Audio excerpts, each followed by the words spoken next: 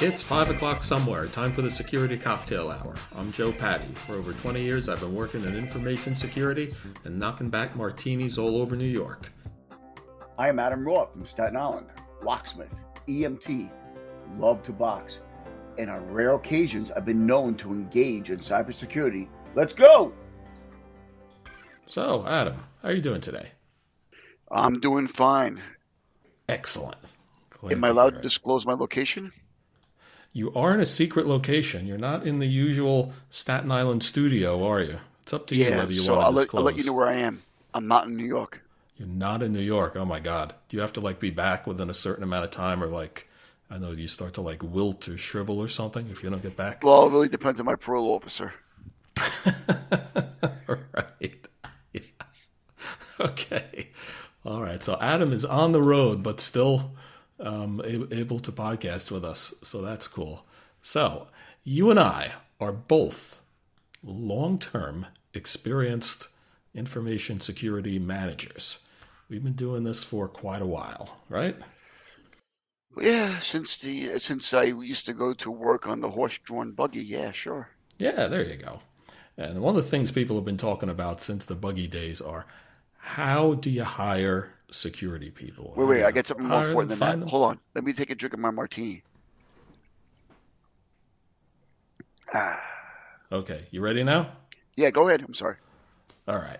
So how do you find security people? And, one thing that people get asked constantly, and it's all over the internet, is how do I get into security? We always get asked, how do I get a job with you? How do I get a security job? How do I break in?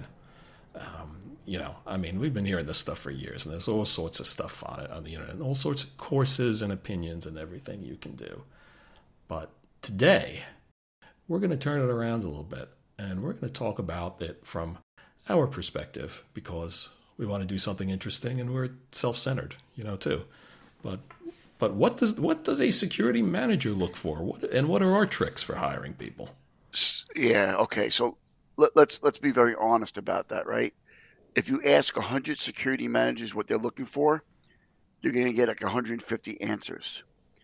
Each security manager has their own thoughts and feelings. However, when you get to an enterprise organization, maybe a global organization, we kind of look for the same thing, but there can be variations of it. And what I mean by that is, I know, Joe, you're one of those that says, hey, I don't really believe in certifications, but I do believe in experience. And sometimes I say I believe in the same, but I also like to see certifications because that shows me, not that they might not be knowledgeable, but they made the effort to learn the technology.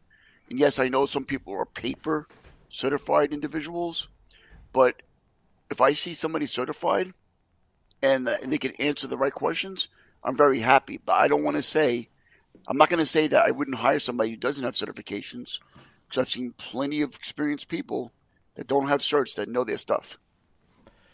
Well, Adam, we don't have to agree on everything. If you're comfortable with being wrong when I'm right, that's cool. But otherwise, okay, that's fine. I'm comfortable with that. No, there are a lot of different opinions, and these are ours that we're going to go through. But first, today, something that's much more important in terms of opinions are what kind of drinks you like. This is the Security Cocktail Hour, and we have received some feedback, which was great to get, where someone said, are you guys drinking during the show? And we were like, well, usually, yeah. But, they suggested that we have a cocktail for each show, right? Well, let me give a shout out to Marina for bringing that up also as well, at least on my side. That's right. It was your friend Marina who brought it up. So today we are having the first signature cocktail for the podcast here. And for this one, we decided to go with something, really simple, really classic. The plain old classic vodka martini. James Bond. I can see on video. You look like you got a dive watch on. Is that a James Bond watch? I can't tell. I don't want to talk about it. It's really listen. Some things are meant not to be said. I am one of those James Bond type of guys. I won't even tell you exactly what drink I'm having or the location I'm at. This is all about security. Okay, we'll get back to security. Well, we might have to do like an after party on who's the best Bond because we've had many hallway discussions about that Oh back my in the God. office. Well, That's like and insane. by the way, before we go on, who's the best James Bond?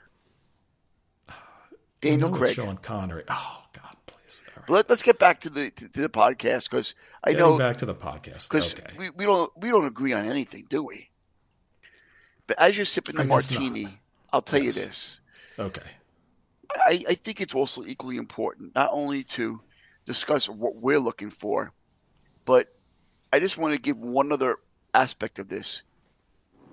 If you're looking for a security job, think of it as a marriage because not only do we have to find you as the right culturally fit for our organization and knowledgeable, but you have to be happy where you're going too. And way too often people take jobs that they're not happy about. So yes, us, both Joe and I, who have been hiring managers in our lives, we want to be comfortable with the individual and see that they have a certain level of passion for what they do. And that passion comes in many different ways. So when we're interviewing you, not only are we looking for the right answers, at least I am, I'm looking also for the wrong answers. And what I mean by that is if I ask you a question and one of my great friends, Doug, was a witness to this because that's how I met him interviewing him. I purposely asked him a question that he couldn't answer, and I wanted to hear him say, "I don't know the That's answer to that." that's one of those brutal interview tricks, man. That's like I a Google know, trick or but something. Wow. that shows me that even if you got 100 answers right, the answer I was looking for, and I know we'll probably get some real feedback after this. Like Adam, you're a jerk. Oh Maybe yeah. even Doug Well, will say something. Maybe Doug will say something. But you have to know when to say, I don't know the answer. no, absolutely. I mean, look, you gotta look. I know there are all these things where you say this is how you interview, this is how you do this, and everything. But I approach it a little differently. This doesn't necessarily have to do with security specifically, but it's very important for security. First of all, you got to have people who are honest, especially in security. Integrity is everything. So yes, if someone doesn't know it, you don't want someone who's going to BS it. I mean, I love an answer like, I don't really know the answer to that, but I could probably weave together a good one if I wanted to. I'd be like, that's fine. You don't have to. You need to be somewhat flexible. But no, you're right. Or this is how I'd figure it out. This is how I'd solve that if that problem came up. That's a great answer. But no, you're right. The honesty and no one expects. I mean, I know I don't expect people to know everything because it's physically impossible. And security is a big field too, and a lot of people, no one's an expert in absolutely everything. Well, that's true, right? And that's when I was working for you.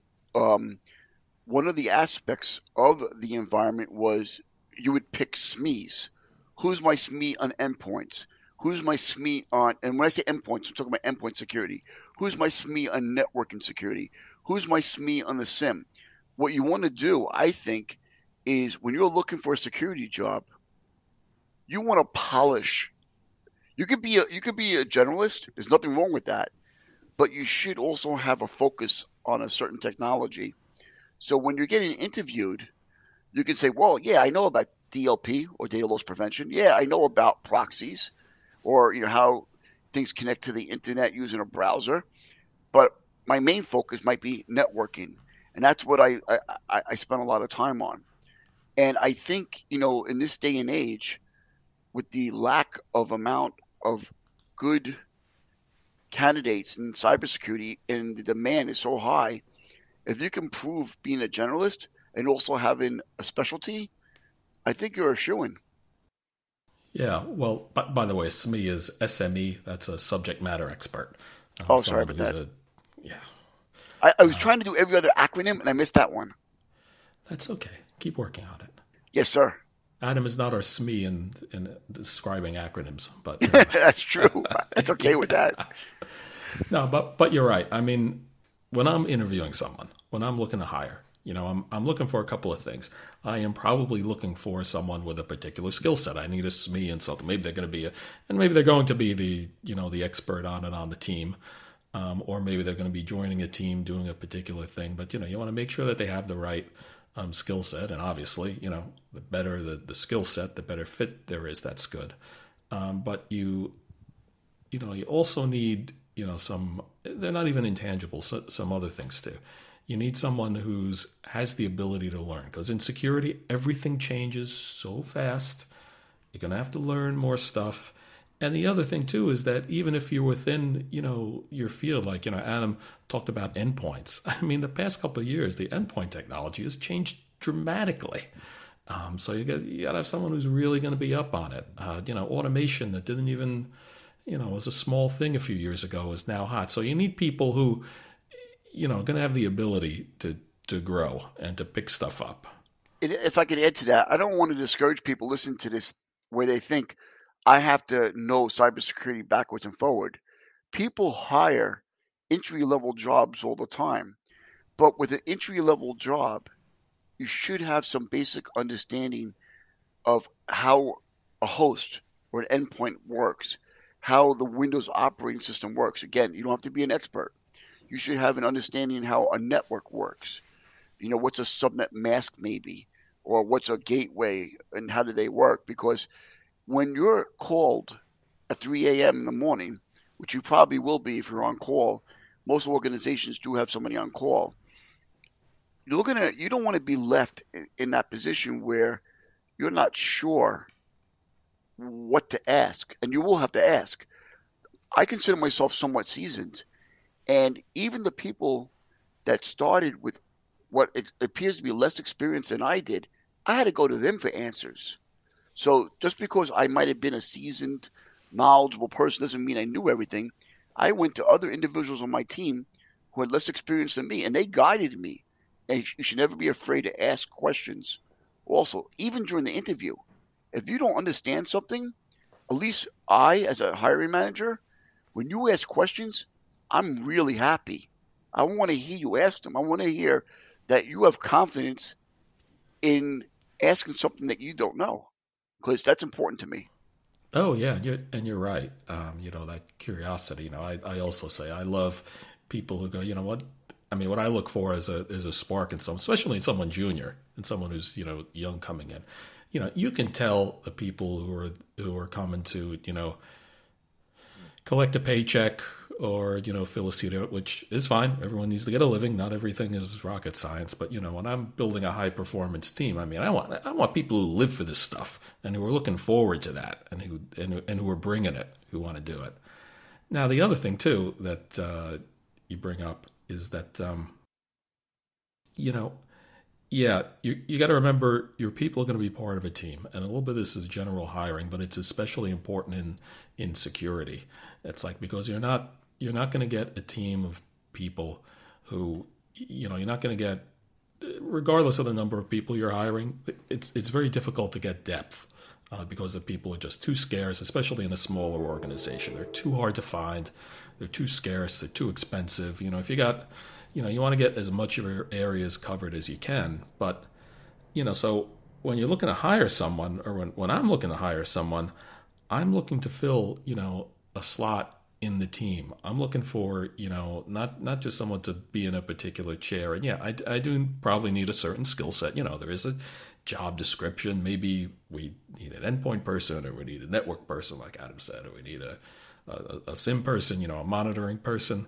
But, we also want someone who's going to be part of the team and who's going, and, it sounds cliche, but, someone who's going to step up when they need to step up, maybe stretch themselves out a bit when they get into something where they're uncomfortable, where, it is the middle of the night or someone's not available, and they're going to do their best, but also know when to make the call to get someone or figure it out, but also someone who's going to get along with the rest of the team. I mean, especially in security, a security team, you spend a lot of time together in some stressful situations, and you got to get along. And that's exactly another great point, right? And let me be very transparent and very honest, and let me say something that people might not like. You can be um, you could be someone that's not very knowledgeable and fit along with a team, and the team will do everything they can to carry you, and they will train you, and they will teach you, and they will sweat blood and tears to help you. And you could be somebody who's more knowledgeable than the other person, be not right for the team, and you won't do well at all. People want camaraderie. People, look, this is not to take away from anybody who's been in the military. I've never been in the military, and I have um, so much respect for people in the military. But when you're doing a security incident, it's like being on the battlefield. And when you're all going to war, you want to be able to count on the person to follow through whatever they say they're going to do, which is why it's so important for it to be a great team. So, Yeah, you got to be absolutely. battle tough. Yeah, and like you're saying, your life's not in danger, but it is still, a very high stress environment. It's a pressure cooker, and it can go on for a while too. And like I say, you're going to be either stuffed into a room or on hours and hours and hours or days of Zoom calls with someone, and you got to get along. And frankly, you need that relationship too, where it's like you can count on each other. Where and that's the mindset I think that you need to look at when you're hiring for someone, is to say, look, I want someone who realizes he's going to be part of a team and who wants to get along with his peers, with the team. I want everyone to be comfortable calling anyone else on the team, including me, at 3 a.m. or on the weekend or whatever. And that's exactly, again, another point that you're making, which is great, right? Thank you. You should never be afraid. I know that a lot of us talk about, again, kind of a military type of thing, but chain of command. But you should never be afraid to call the manager up at 4 a.m. and wake him up out of bed if you think there's an issue.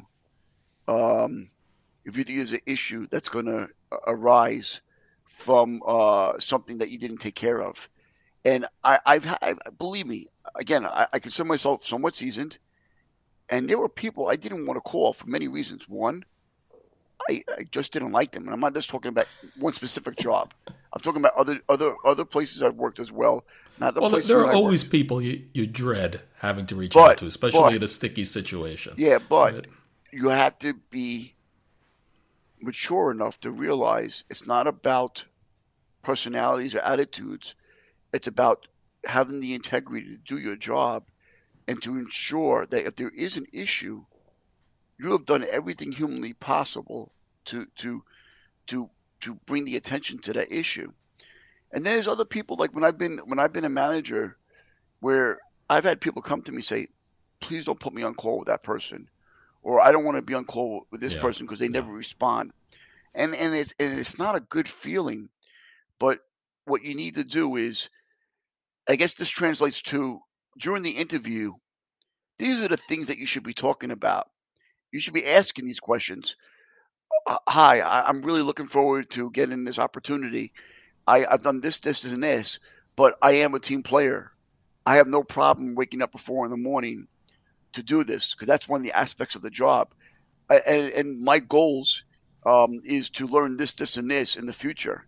Because if you can demonstrate a certain level of passion and assertiveness, even during the interview, and Joe, me as being on your team, let's be honest, we've picked people that we felt were more passionate about the job and they were less knowledgeable than oh, than other people. all the time. Yes, and just so and actually just so everyone knows, I mean, I was Adam's manager at one point, but I did not actually hire him. I inherited him. I That's used to true. say Adam was the only person that I didn't hire, But but our thoughts are similar on this, and it's interesting when you bring up the military analogy. I also haven't been in the military, and but in the military, I know there's obviously a lot of camaraderie, and I know there are a lot of studies and all that say a lot of people are motivated by the camaraderie and tightness with their unit and everything. But in the military, you also have the mission, and you have a lot of patriotism, and people believe in it. It's like I've always thought that in a corporate environment, in a business, there are people who believe in the business and everything, but it's not life and death. It's not national security. No one's going to expect you to do something. Well, you will get pushed, but at the end of the day, it's like the good of the company or whatever is not quite at the same level as saving the country or doing whatever. But what I think it makes it that much more important that people really are motivated. And that's a lot of what I look at the interview. Like I say, people who do this because they love it, because they're into it, because they have passion for it. And that's something that, in an interview, maybe you can fake. We've gotten pretty good at detecting it when someone's faking it. But as soon as when someone's on the job, you pick it up real fast. You can tell when something's not working out.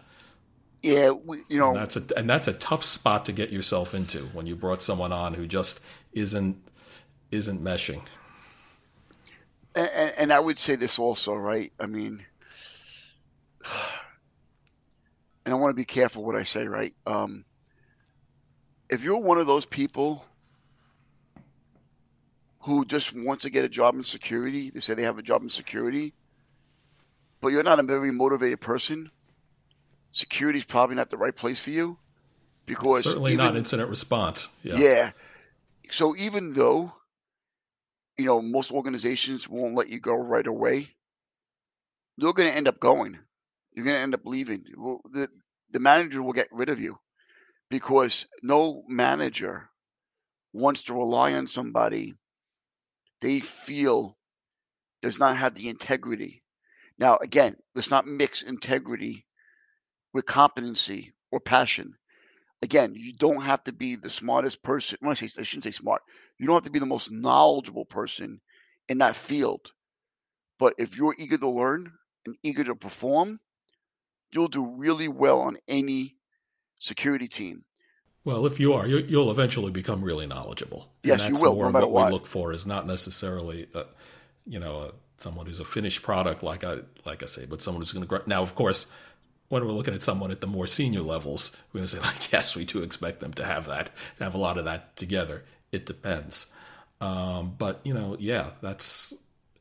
And the thing is, you got to remember, too, your own motivation as a manager, too, is, as Adam was saying, you got to count on this team, because, this team that you're building, it's not like you're just filling in a couple of seats or whatever. It's like you got to count on them. This is your job on the line. Your team has to perform, and you need the right people on. You can't have someone, if you got someone phoning it in, or even worse, someone who's a disruptive influence. I know it's a problem in every team, but in a security team, it can be devastating, absolutely devastating, at least in my opinion. And guess what? I know this is like a little bit kind of funny, right? Joe says it's not life-threatening.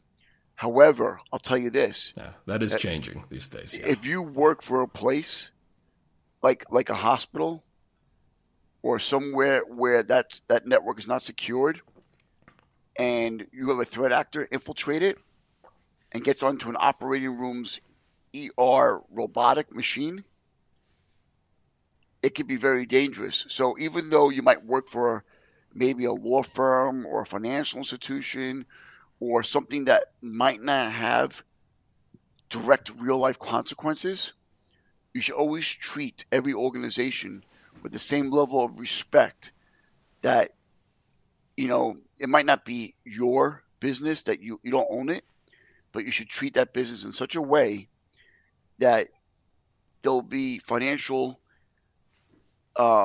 losses and people lose their jobs, and people, an organization can go from hero to zero very fast if you're not making the best possible effort to protect the organization. So again, go into the interview with confidence, Go into do some research before you go work for the organization. That's another thing as hiring managers. We want to know that you took the time to look at the website, that you know what this organization does. We're not going to sit there and say, when is this organization formed? But we expect you to understand some of the nuances of what you're protecting, of what you're doing, of what your responsibilities are. And we expect you also to read the job description. Yeah, well, I'll tell you, that's something that drives me crazy. And again, there's a basic thing. When someone comes into an interview and they haven't even looked at the website, they're like, so what do you do what does this company do again? And it's amazing. It's like, I mean, everyone's got a lot of war stories about hiring. We're talking here about these like highly motivated, high performers and all this stuff and all these things and some of these, cliches from management school and all. But, we've also interviewed our share of gum chewers and dudes coming in shorts and God knows what else. At least on the East Coast, that's a weird thing when you're at some of the places we've been. Well, and I'm one of those. Yes, watch. I get some negative feedback. I'm one of those that watches your body language. I understand people get scared in interviews. So do I. Just because I'm a hiring manager doesn't mean I don't have the same fears that you do. But when you start, fidgeting, or when you start looking down and not making eye contact, I mean, I'm not telling you to stare me down either. I don't want to get into a fight. But what I'm saying is, don't be eyeballing at him. Get into the rig with you. No, what I'm getting at is, and I know it's hard. I know it's easy to be on a podcast and say these things, but I'm telling you with experience that both Joe and I have seen, try to be as confident as you can. Own the place to a certain extent. I mean, I'm not saying be cocky, but like, hey, because if you're looking for a job, then you're a valuable commodity. And guess what? You're a valuable commodity even more in cybersecurity. There's not enough people to occupy the amount of positions open. So go in there with a level of confidence. But how do you get confidence? Know what the job is asking for. Don't expect to have every single skill.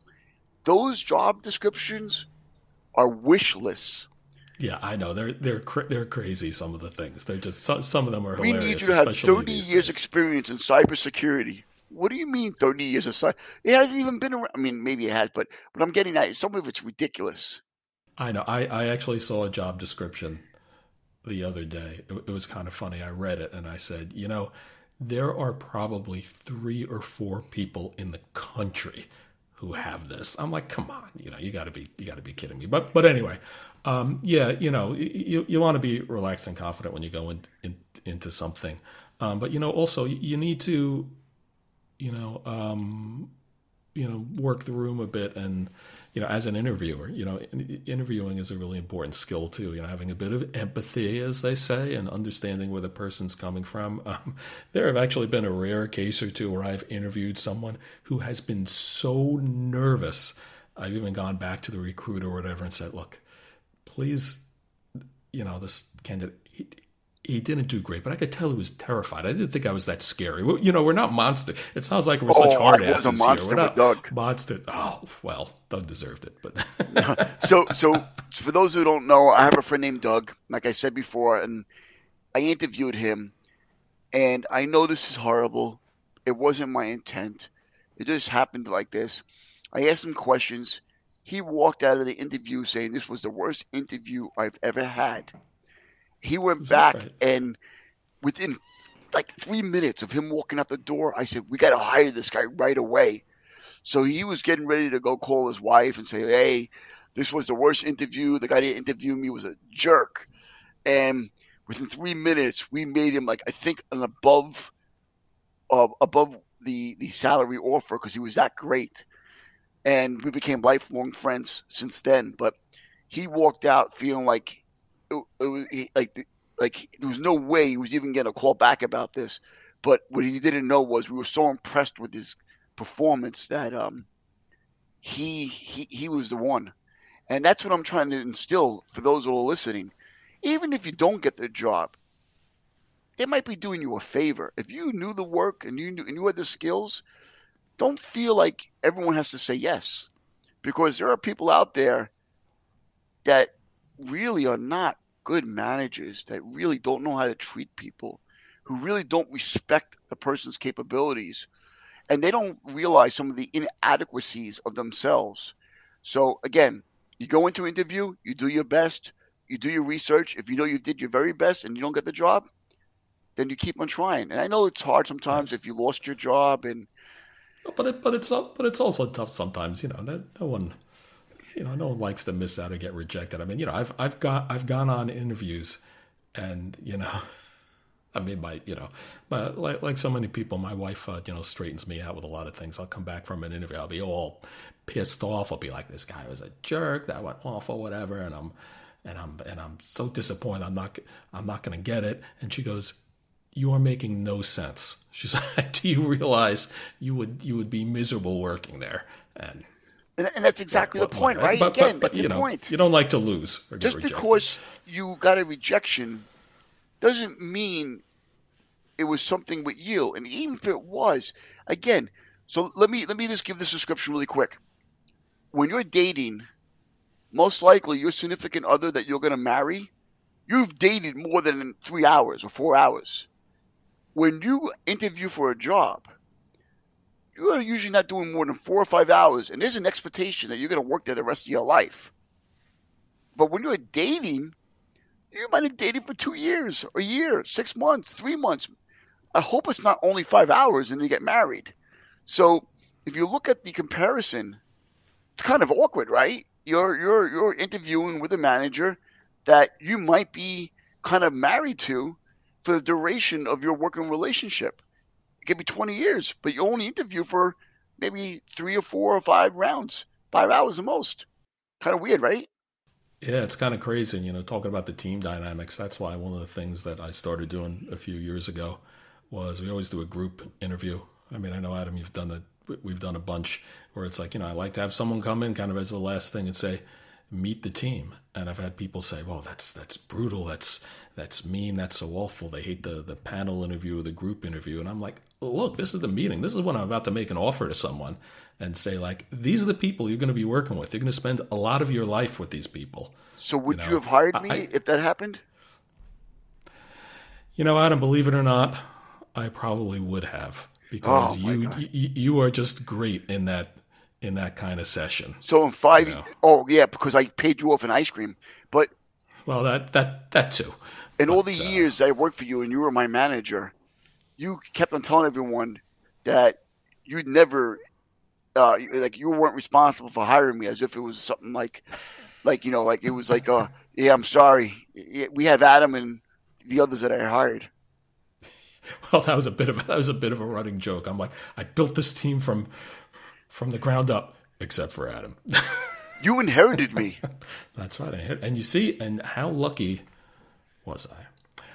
Okay, so we talked a lot about interviewing and stuff. So one of the things I wanted to get into also was, in this very challenging environment, still, even with all the changes lately, in this challenging environment where it is so hard to find security people, where do you find them? And we have a few tricks that we wanted to share. The first is the most obvious one. We're talking a lot about at the more junior levels too, where it's notoriously difficult to get people. There are now people who come out of school, both undergraduate and graduate, with degrees in information security.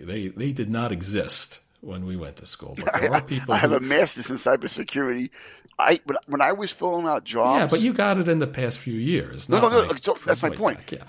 When I got it recently, in the last 2 years, and when I go to apply for jobs and they ask me what my graduate degree is in, you can't even down select cybersecurity. I have to put computer science. It's still not available on forms. Oh, it still isn't? I'm kind of No, surprised. I thought that would have made it by now. no. Okay. It's All so right. some places I found it, very few and far between. But there's different, like Taleo and Workday and other organizations that they use to do that. Some of them have it, but very few do. Yeah, mine is never in there. My graduate degree was telecommunications, which I guess never really took off. But anyway, Oh, isn't that a degree on how to answer phones? no, that's telemarketing. Oh, sorry.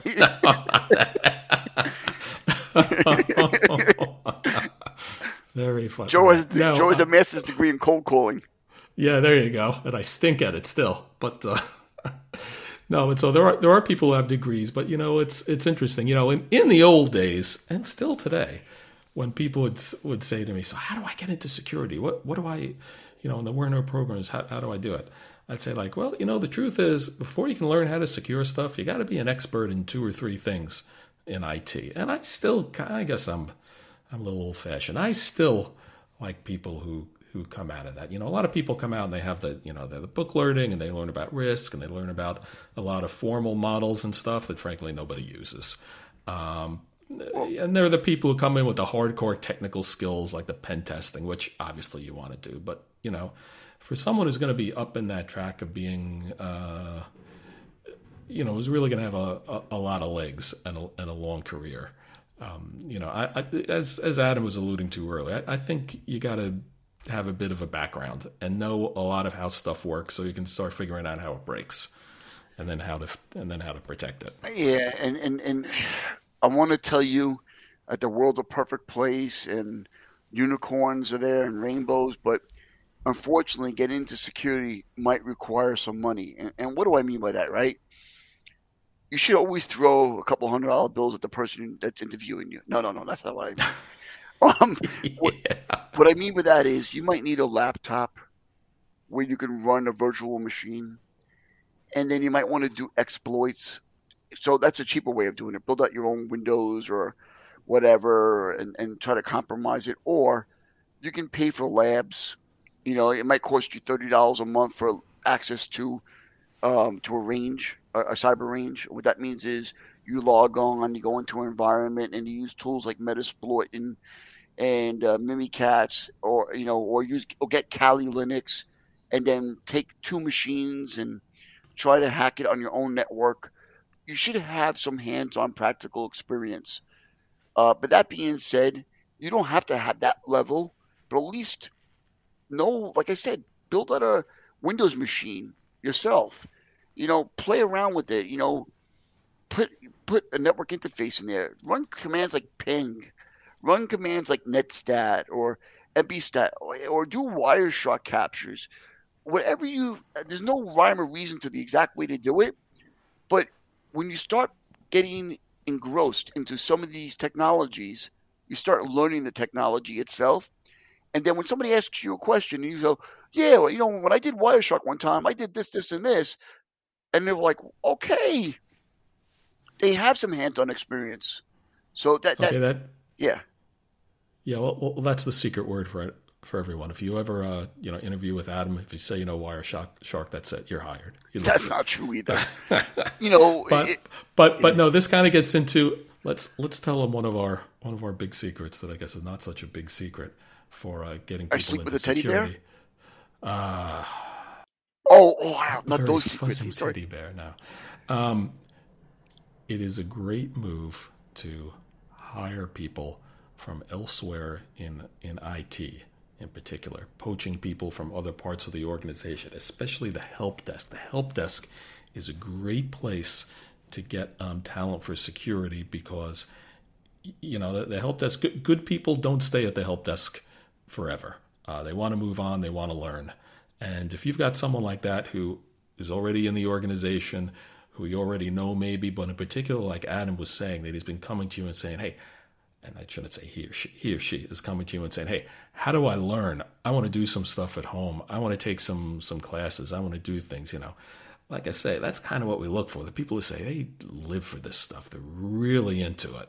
And, it's not about, us having our, butts kissed or anything like that. It's about, seeing someone who you're going to have more interest in, someone who who you work with, who, you maybe have some, respect for. It doesn't mean they're the most senior at everything, but, you know them and they have that capacity and you see them taking the initiative there. And not just in, talking about IT, but even or on the technical side, even on the risk side, the risk and the data governance and all that stuff. Hey, there are often, great people there who can move up. Who just they may start in IT, they may start in something related, but you can pull them in too. We've had great success there with that kind of thing because people are hard to find. You got to find them where you can, and sometimes good people, they may not, like Adam was saying, that they may not fit every box in the job description right away, but the person you're looking for maybe, right in front of you or down the hall, or at least they may turn into the person you're looking for with a little guidance. So, yeah, and I'm going to tell you, I'm going to tell our audience another thing that I feel. Don't wait for the job to come to you. You go hunt down the job. So what do I mean by that? I don't have any social media really other than LinkedIn. I'm not telling you to add everybody on LinkedIn, but I'm telling you if you want to get in security, exercise a little bit of your skills or develop the skills and being able to do kind of like a reconnaissance. And what I mean by that is, let's say you want a job and you find a job online, you want a job at I don't know, Patty Bank, the Bank of Patty. What you would do is go on LinkedIn and start going through that site and find out who works there, and maybe add them to your LinkedIn community, and then send them a message and say, hey, I'm looking for a job, blah, blah, blah, blah, blah, blah. This is what I have. Because you have to be a little bit assertive. I'm finding, at least, and through my colleagues and friends, that just filling out job applications is not the way to go. It might help you. Well, you got to network. You got to network, exactly. Yeah. You got to reach out to people. You got to add people. And even if you don't add them on LinkedIn, Google, try to find their email address. Try to find the HR person. What are they going to do the most? Say no? Because most likely your job. Stalk them. It's cool. Oh, yeah, stalking them is fine too. Find out where they live. Show up their house. Bring some flowers. No, I'm kidding. That's right. I'm kidding. But be a little bit assertive. Try not only applying for the applications, but also networking. If you know somebody that knows somebody, then maybe reach out to them. Say, hey, I know you work over at XYZ Bank. Do you think maybe you can give me a referral link? Or can you, ask the person that is responsible for hiring if I can have a 15-minute session? Don't be afraid if they say no, but you should try. I'll tell you something interesting too. And, people think of security and ITs, and this is not exactly a secret, but, people think of it as being very technical. You got people who are technical, then there are technical geniuses and all this stuff. You know what? There are, and there are great people who do that. But the people who really soar, who really go to the top, both at the management, but also at the top of consulting and things, are the people who have those skills and who are very social, who are gregarious, who are good with people. Do not, don't neglect that, because as we've talked about before, there is a lot of, and we're going to have an episode on it, there's a lot of culture and psychology, and there's a big people side to security. There's a lot to it. Okay, so here's a place I don't like hiring people from. Let's get a little negative. Craigslist? Yeah, Craigslist, no. Auditors. I am not a fan of hiring auditors into security, because auditors are generally not practitioners.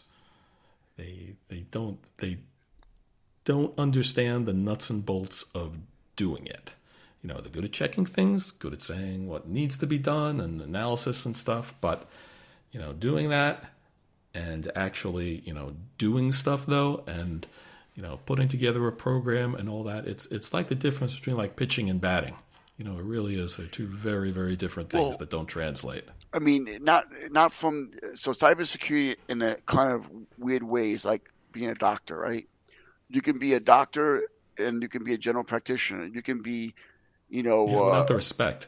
Well, you could be your urologist. You could be cardiologist. You have be a proctologist. Yeah, proctologist too. But the point I'm making is, an auditor doesn't mean you are, an incident response. There's nothing wrong with being an auditor but it doesn't mean that you're going to maybe be the right type to start doing, doing tickets and doing research on why somebody is complaining that they think their mouse is moving on its own. Yeah, it's a different skill set, which you can Yeah. go from one to the other, but it's not as Easy. It's not a easy good and transition. natural It's not an easy as a lot transition. as a lot of people think it is. I personally think from we've had, like I said, good success with other people in IT, bringing them into security more so. Your mileage may vary. All right. Is that a disclaimer? A pop-up banner? I suppose. Another thing is you got to be realistic. Unfortunately, is that retention is tough. Keeping people is tough. I know that people are nervous now. Times are not quite what they used to be. But, security people don't stick around for long. When you hire someone, don't expect that they're going to be there forever. It happens. It's rare. It's stuff. I've been very fortunate personally. But, eventually good people, someone's going to come and they're either going to get the itch and want to, move on, but when you don't have a place to put them, or someone's just going to dangle a lot of money in front of them and they're going to go. And that's just the reality of it. Yeah, I don't know if I necessarily agree entirely with that. People don't You really. left me for more money, didn't you, by the way? Not exactly. Oh, you left because you didn't like me? I love you. I'm still with you, right? So I suppose so. so we I'm just continue messing our with you. relationship in another manner. Don't tell anybody. Oh, God. Okay. So people either leave bad bosses or bad Yes. organizations, or leave because they don't feel there's any growth opportunities.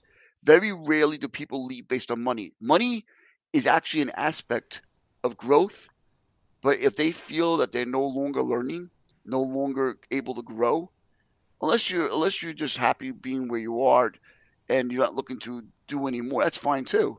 But people leave because they're limited or not happy. Well, I think you're right. I mean, obviously, people, they say they leave I left bad because of a bad managers, not boss, bad but that's another jobs. thing.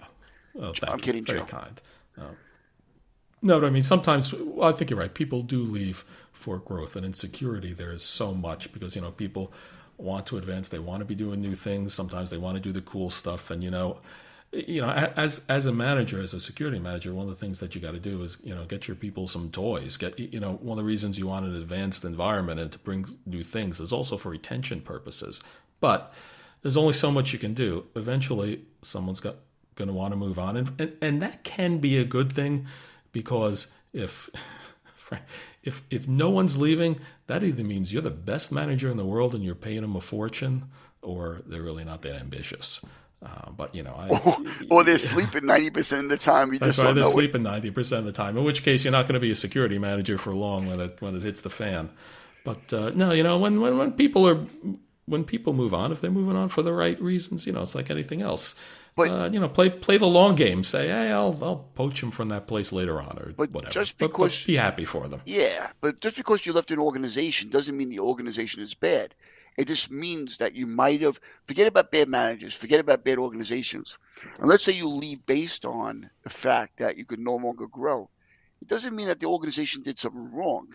It just means that you reached a plateau of that organization and you have grown to that next level where you want to get to that next point, and that might mean that another organization has that growth opportunity for you. Yeah. Well, also, sometimes you're the top shortstop in AAA. But Derek Jeter isn't going anywhere. Just You say, sure? please trade me. Sometimes you just got to move on. There's not room. Okay. Cool. The last subject is the sticky one: What's that? diversity, What? all that stuff. Diversity I don't know anything about in that. hiring. You don't know anything about that? Well, it's tough. Yeah, that's true.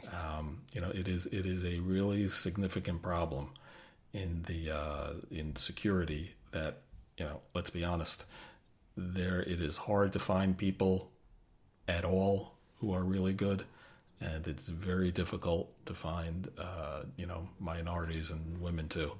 And I can tell you as a manager, sometimes unfortunately you don't even get that many submissions, that many resumes The field really is that thin, and call it a cop out, send me hate, but that is an unfortunate reality that we need to deal with, and it is a big challenge.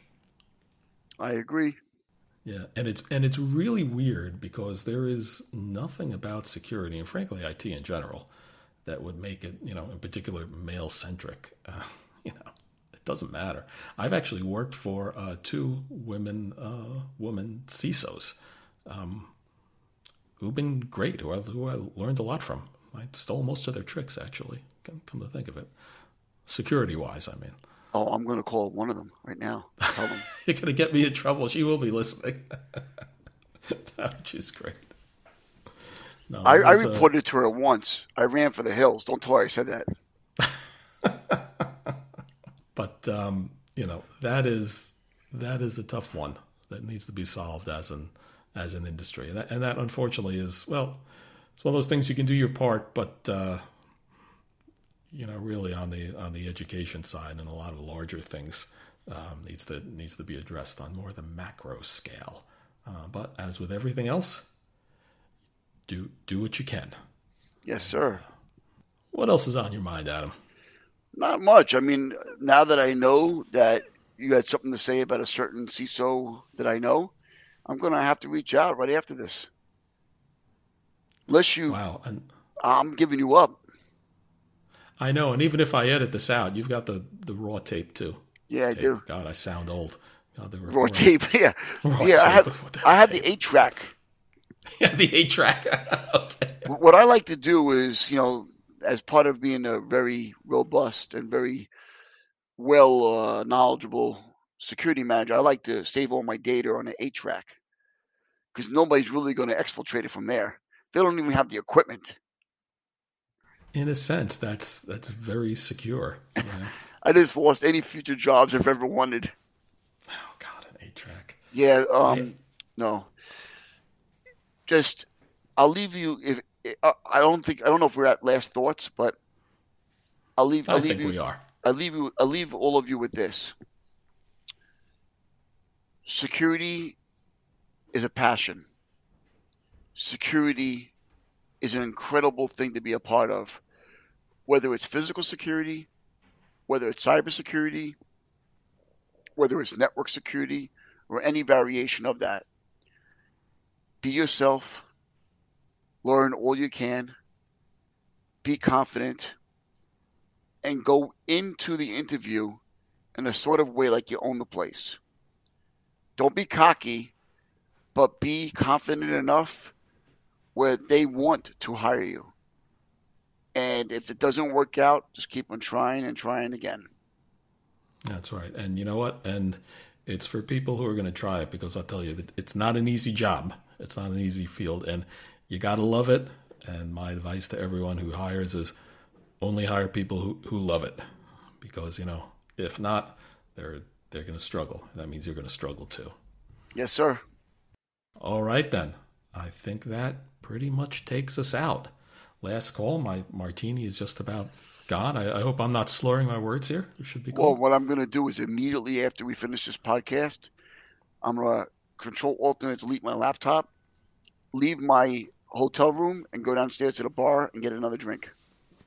All right. Then we are not going to make last call, because we're just getting started here. All right. I just want to say, please, as we always say at the end of every episode, send us some feedback.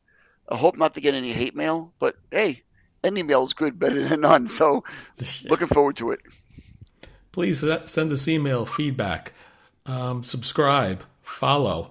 We'd love to hear from you. We'd love to talk to you. We'd love to help you. If there's anything we can help you with. And that's it. I think that's it. All right, Adam. Thank you, my friend. Thank you. Always good having a drink with you. Yes, sir. Take care.